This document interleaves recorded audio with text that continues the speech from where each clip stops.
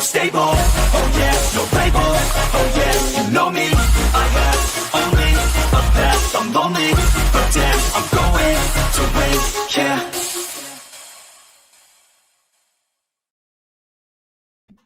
All right, what is up, everybody? Welcome, welcome, welcome. Happy Wednesday. I am your host, Chris Celeste, your brother in success, and welcome to A Look Behind the Curtain with Chris, the show that's designed to give you a real-life look at the people out there in the trenches every day, making a difference not only in their lives, but other people's lives, their communities, their culture, their tribe, a much bigger impact on the world than most people out there are willing to do. And the idea behind this is to show you that chasing your dreams, making an impact, creating great results and success in your life isn't really this mystical thing that all of us kind of paint it to be. It's not something that, only the 1% can have. And actually, there's many, many examples of amazing success, amazing results from all walks of life, all different backgrounds. And today, I get the amazing opportunity to share with you another one of my friends who is a great example of exactly that. But before we do dive in, there's always a little bit of housekeeping. As you guys may notice, you're watching on YouTube. It looks like, I think I'm live. Let me double check. Good to go. So as you're watching, as you're coming in, definitely drop your where you're coming in from in the chat. Let us know you're here. If you have not already subscribed to the YouTube channel, go ahead, hit that subscribe button. We're going to be dropping brand new interviews every week, as well as other valuable content throughout, in between. So make sure you definitely subscribe so you don't miss out on any of that. Now, this show would not be possible without our sponsor, so let us address that right here, right now. Today's sponsor is the OVF, Operation Veteran Freedom, and more specifically, their highly acclaimed new book, The DD-214 Secrets. It is a book that reveals to you it's a proven step-by-step framework that will show you how to unlock your purpose, start creating success, and finally find your community after your time in service. If you have not already grabbed the copy, you can go ahead in the description below, grab a free copy. All we do is ask that you pay shipping. We'll send it right to your door. So with all that being said, I'm really excited to share with you the gentleman I have here tonight. He's become a fast friend, someone that the very first time I met him, he stood out to me.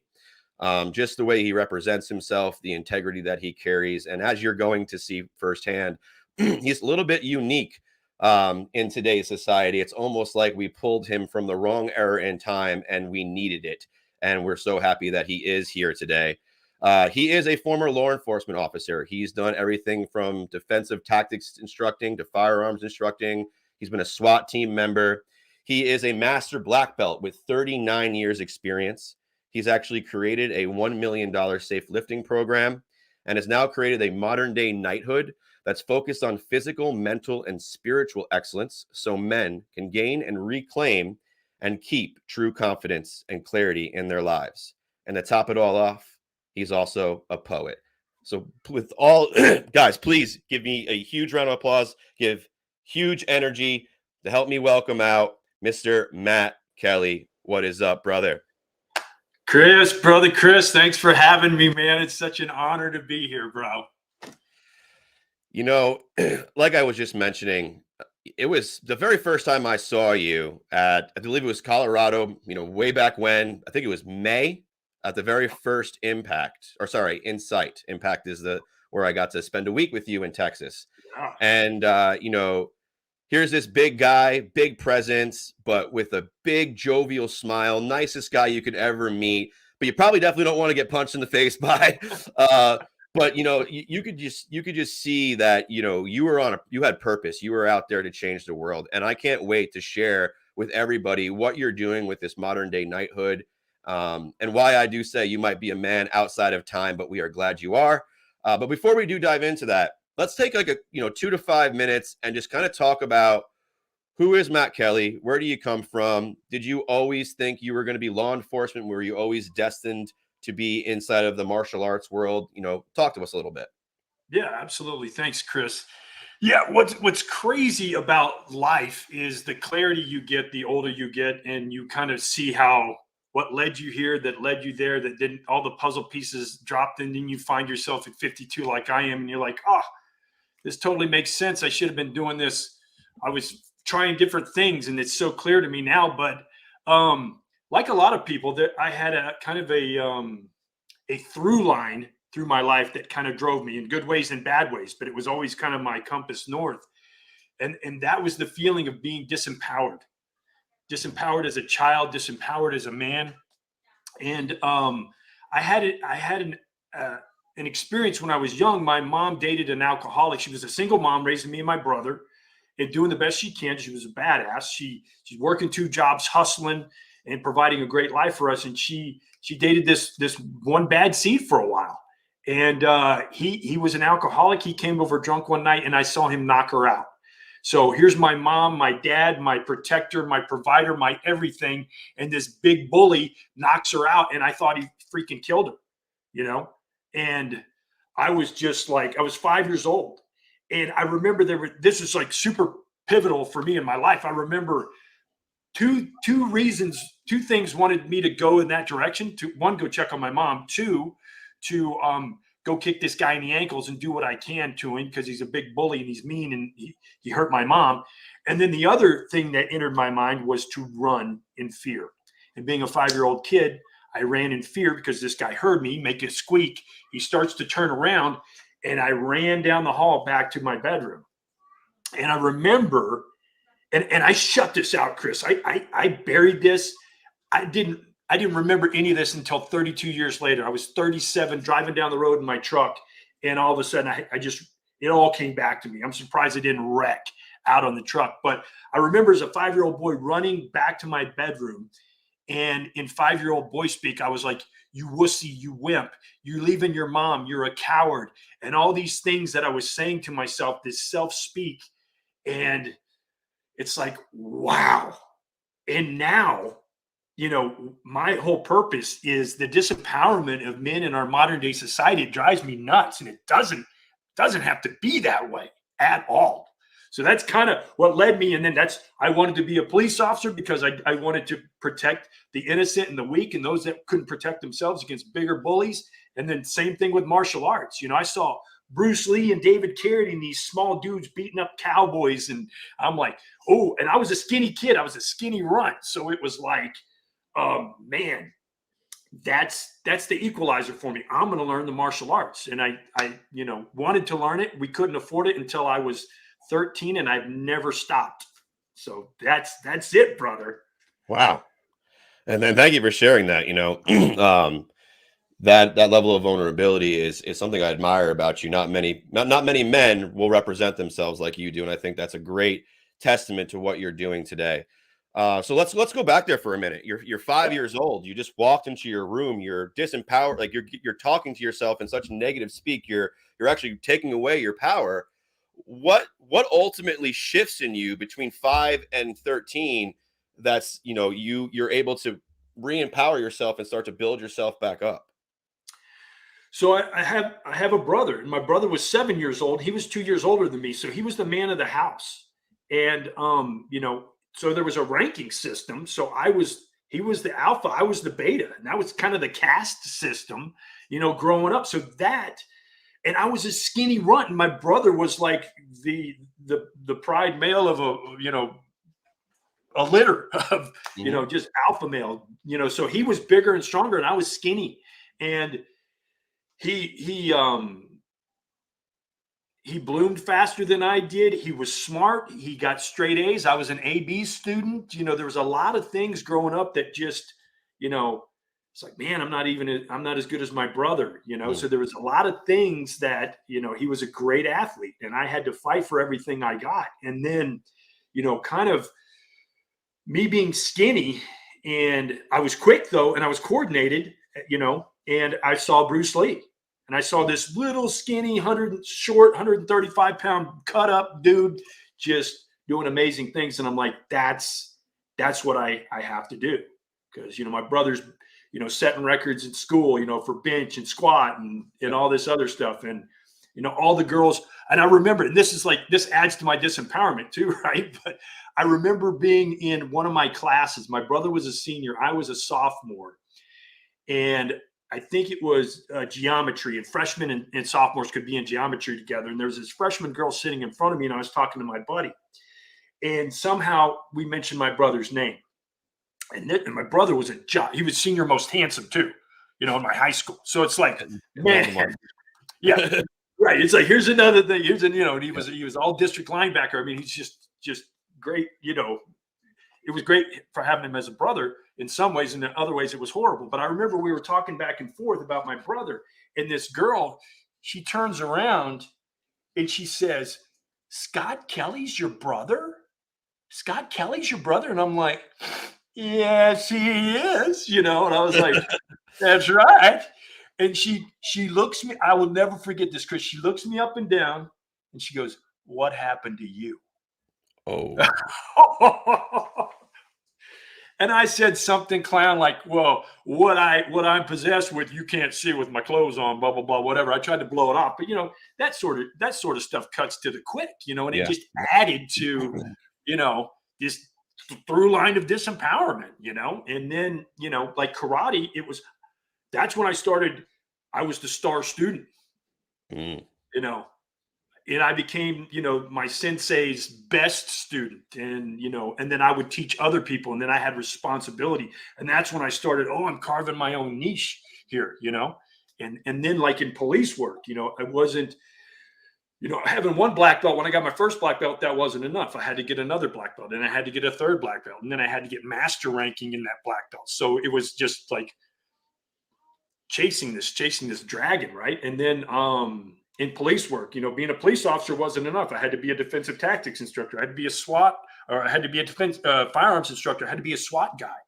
And I wanted to be the SWAT guy with the most dangerous job. I wanted to be the breacher. I wanted to be the guy that knocked on the door, warned everybody we were coming, and then I wanted to kick the door, so. Got it. If you don't mind me asking, what is your brother's occupation? What did he grow up to do? So crazy thing. I mean, so he became a police officer too. So I was a police officer in Dallas and then Kerrville. In Kerrville, where I was a SWAT guy and firearms instructor for Thunder Ranch as well. But my brother was a Corpus Christi, Texas police officer the same time I was a police officer in Dallas. And then he went on, because he's my brother and he's just like this amazing Boy Scout, he went on to become a Texas a Texas game warden. So he was a state police. And then my brother went on to become a Secret Service agent, Wow. My brother is just like this golden Boy Scout that just like, man, but he fought for everything he had. But I can tell you, what happened to us as boys shaped us. Like, we wanted to protect and serve and make sure nobody, and if, like that was a trigger for me. It's like people would say in police work, don't take it personal. No, I think that's what made me a good police officer, because I would see something. I could, like, that guy's treating that gal, he's holding her a little close. He's abusing her, and then I would go up and then I give her a family violence card. And then, and then if the guy wanted to jump bad, he did cartwheels and stuff, so, that was the fun part of it, but that was a way to get rid of a lot of my pent up energy too, is to, be challenged by these bullies and then having a profession where I could fight back and then put them away, so it's pretty amazing. I do find amazing is a great way to describe it. And I think that what I have found, and maybe you have too, is that some of the greatest examples of positive impact in the world, whether it's helping the homeless or being of service and protecting those who cannot protect themselves, or going to war for the country, or, some of these amazing nonprofits that exist today, a lot of them, they're birthed from the traumatic experience of a past, right? Your amazing law enforcement career and 39 years in martial arts came from probably what was one of your most traumatic experiences as a child. And it became that through line that for you and your brother would seem that, shaped you very much into the man you are today. So that's really, just a testament to, there's nothing that we can't bounce back from, or nothing that we can't use as fuel if it's given the choice to actually empower ourselves and others to make our lives better. I think that's really cool. Yeah, absolutely. And like my brother, I had an opportunity. So I was testing with Corpus Christi PD the same time he was. I'd already tested with Dallas. Dallas was dragging their feet. So I tested with Corpus Christi PD with my brother, and there was an opportunity where they would take us both. Oh, you got these two Irish cops, last name Kelly. We could have these two Irish cops, 2 years apart in our academy. That would be great. It's kind of a family thing. And I had the choice. I had the choice to either go be on a department with my brother, which would be kind of cool, or to carve my own, in the big city of Dallas. And I took Dallas because I'm like, there's no way in hell I'm going to compete with my brother again more. Yeah.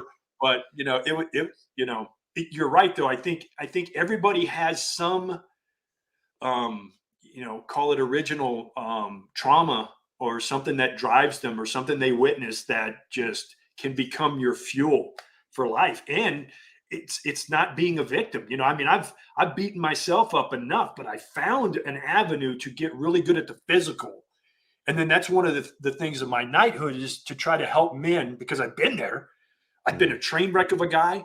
I've focused on just the physical, but for me to be a whole and healthy man, you got to be squared away physically, mentally, and spiritually, or else you're just filling up one of those spheres and you're leaking out of the rest, and you'll never be whole and happy. And I've experienced that, and now I'm on the other side. Thank God. Thank God, indeed, brother. So I want to touch on the knighthood in just a minute, but 39 years of martial arts cannot just be glazed over. And so I want to talk to you a little bit. You started at 13. What were some of the martial arts you practiced and got proficient in? What's your favorite? Let's hear a little bit about it. Yeah, absolutely. Thanks. So I grew up in a small country town, Bandera, Texas, which had a population of about 1,012 inside the town itself. It's a 3A high school. And there was a ranch hand that was working at a dude ranch, and he was a brown belt in a martial art called Ishin Kempo, Kempo. So it was a mix between Ishin-ryu, which is an Okinawan karate, and Kempo, Kempo. And he started teaching at this little shack behind a convenience store. So I started taking karate from him, and I got my yellow belt, I got my orange belt, and then he had to move on, went somewhere else, and I just practiced on my own for about a year or two. No, it was probably a year. And then Taekwondo came from San Antonio. San Antonio Taekwondo school came to my small town, and they were working out of this dance studio. And that's when my career really took off. I started at 13, and then 14, 15, all the way through high school, it was Taekwondo. Awesome. After Taekwondo, I went to college at UT for a while. Wasn't a very good student. I got just enough college credit hours to become a police officer at Dallas, because they wanted you to have 45 college credit hours with a C or above average. Once I kind of got that, I'm like, okay, what else can I do? Mm-hmm. But I had a buddy of mine that was Vietnamese who was a black belt in Taekwondo. So he and I were always doing stuff together, always practicing together. I was keeping my chops up, so to speak, and then getting into police work. And I was in police work, and in the apartment I lived in, I saw this Shorin-ryu karate studio just down the road. And that's what I started studying, Shorin-ryu. And that became my most prolific and profound instructor that, I got my master rankings in. But I've studied Aikido. I've studied Tang Soo Do. I've studied with other guys that just knew something, and we would just practice and trade things together. And then through my master, Rogers, that was in Shorin-ryu, he was a master black belt. He created his own style and system, which was more combative. And I was like, good, because I didn't like doing all the forms and all the katas. So I'm like, yeah, let's fight, man. I just want to learn that. So he kind of carved out this really combative system. And I followed him with that. And then I met other guys that were his students. And I had one of his senior black belts that came from multiple black belts as well. And he taught me the Filipino martial art 3 pattern with sticks. And that stuck with me, and I never could shake it. And that's pretty much what I've never trained Filipino martial arts. I think they're phenoms and they're badasses. But that one technique that he showed me, it just stuck with me. I love the rhythm and the flow of it. Mhm. And I started being able to incorporate that into dynamic application of technique as a police officer. You could do so many things. And then what I kind of discovered, and I was a 5th degree black belt in Chin Dao at the time, which was that system my master created. And I said, holy cow, I see the common denominator between all martial arts. And to me, it all started from that spark of that 3 pattern with sticks that Filipino, that one guy that studied some Filipino martial arts had taught me. And then my mind just went, it all relates, it all correlates. It's all the same. I'm like Mugato, I'm taking crazy pills here, man. It's all the same. It's all from the 3 pattern, everything, so it's been pretty cool. That's really awesome. And so, obviously law enforcement, hard to serve, training the martial arts, modern day knighthood. What inspired you to start studying knighthood, to start studying ancient cultures, ancient warriors of the past who stood out above the rest of their time? Like, what drew you to that? So I've always been head in the clouds when it comes to knights and Sir Lancelot and the Knights of the Round Table and samurai and Bushido, and all those things, just samurai and, just loved all that warrior, Spartans studying history, all that stuff. And what's crazy, Chris, is like we could probably just bore everybody to death if we just read off our list of self-help books and things that we've studied over the years, to try to get. But I remember I was listening to an audio book, and this, it's always been there to serve, because like when you're a police officer, you're like a knight in shining armor. When you come into a shit situation, pardon my French, and you rescue people. I mean, I remember several incidences where there was a similar situation to me. This guy's beating up a mom and the kids are just terrified.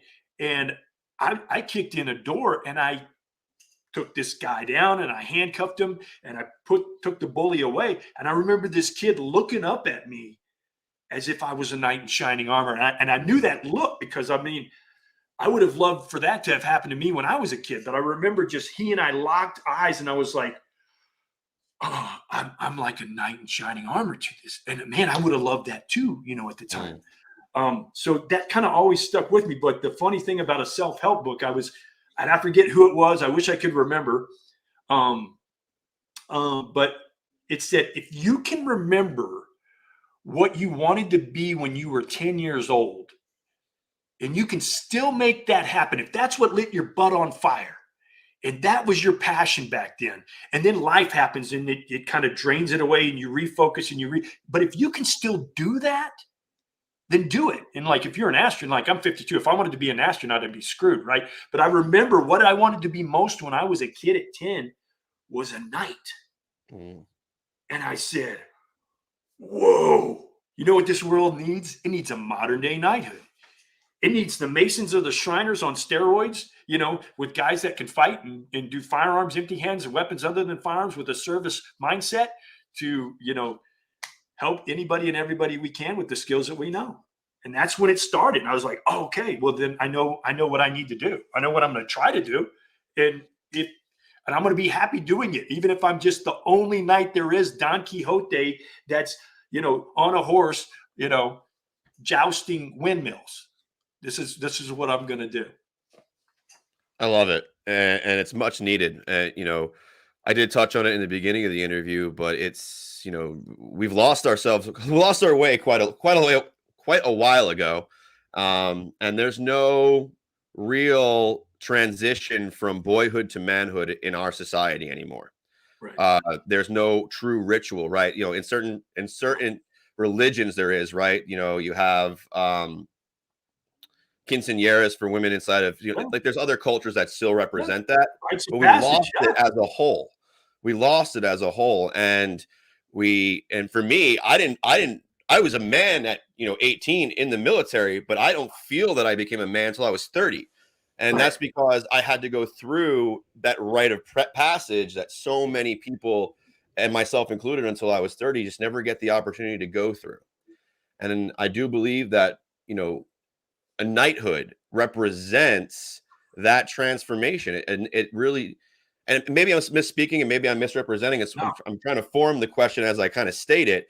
I feel like you're providing a service that's been taken away from our culture, and is actually like one of the keys to having well-formed, well-adjusted members of society, adult members of society. And what do you see the knighthood in like a year, 5 years from now doing for that?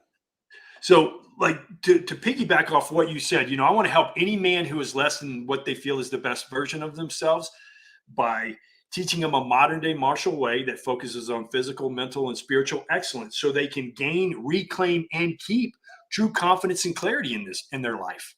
And because that is priceless to have that confidence. And then there's a modern day martial way in there, of course, which is firearms, empty hands, and weapons other than firearms. But the whole point of it is to provide products and services that benefit humanity. And people try to get me to, what does that mean, Matt? Well, it could be my safe lifting program. You only got one back. It's got to last you your whole life. That's a service that I can provide to anybody and everybody. I developed $1 million safe lifting program for a company that I work for as a safety manager. Right. So, I want to provide that. So I think if I look ahead 3 to 5 years from now, I want to be international, and I want to be like, there's a group called the Rubicon, and they like disaster victims and stuff. And a lot of vets go there and they'll go help people. The Red Cross, you know what they do. The Salvation Army, you know what they do. I want the Order of the Iron Rings, which is the name of my order. Once you graduate and become a knight, it's a year-long coursework, right? So it's you come on as a squire, and then if you get to a certain point, then you'll become a defender, and then a protector. And then if you're not a tool and you're good and you want to adopt that service mindset, then you'll have an opportunity to join a community of modern day knights whose sole purpose is to provide products and services that benefit humanity. And that can be self-defense, that can be safe lifting, that can also be active shooter preparedness. I teach that as well on the side. So, I loved, and when I teach active shooter, it's not just at work, it's in the public, and then it's also at home, so, but I want my name to be, I want the order's name, and it's not about me. It becomes something that the members create and that people ask for and they need. And it hey, isn't there some crazy knighthood that's around here where, they could come in and they could help our church group, and they could see us, what all the weaknesses are here, and help us, kind of sort that out. They also provide training. Do we want to do that? Maybe there's a group of single women that have, want to learn some techniques and some tactics. And hey, I heard, isn't there some like goody two-shoe knighthood, bunch of macho men that are, just want to do nothing but good in the world? Can we call them up? Yeah, heck yeah. And then if they call the hotline, Chris, then it'll be, hey, I have a guy in Idaho. I'll send him over right now. So, yeah. That's my dream, brother. I love the dream, and I already see it coming to fruition. And knowing you and what you stand for and your work ethic behind all of this, I know it's just a matter of time before it does happen, brother.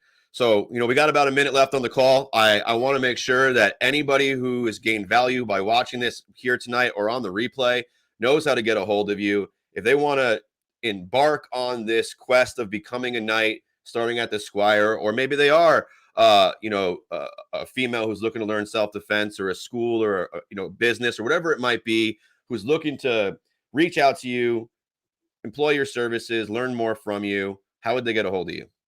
So you see my name down there at the bottom. It's just www.mattpatrickkelly.com.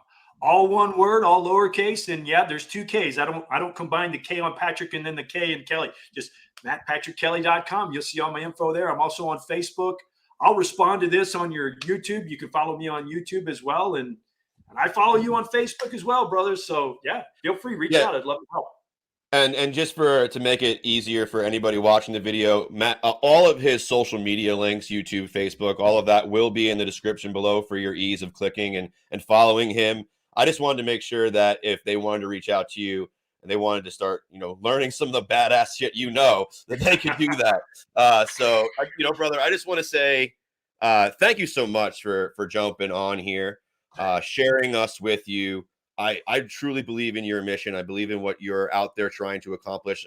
I know it's going to make a huge difference in, the next generation coming up, not only our generation, but the next generation. And I truly hope for you that in the next 5 years, this thing is international and that you have an entire, organization working to make the world a better place. Because I truly believe that's what we need and that's what you're capable of, brother. So thank you so much, guys. Thank you, Chris. Honor and a privilege. Thank you so much. Absolutely, brother. For you, the viewer, thank you so much for being here as well. Your time means the world to us. If you received value here tonight, let us know in the comments what was your biggest takeaway. Feel free to share this video with anybody who might need to see it. And as always, if you need to grab a copy of the DD214 Secrets, the books, the link's down in the description.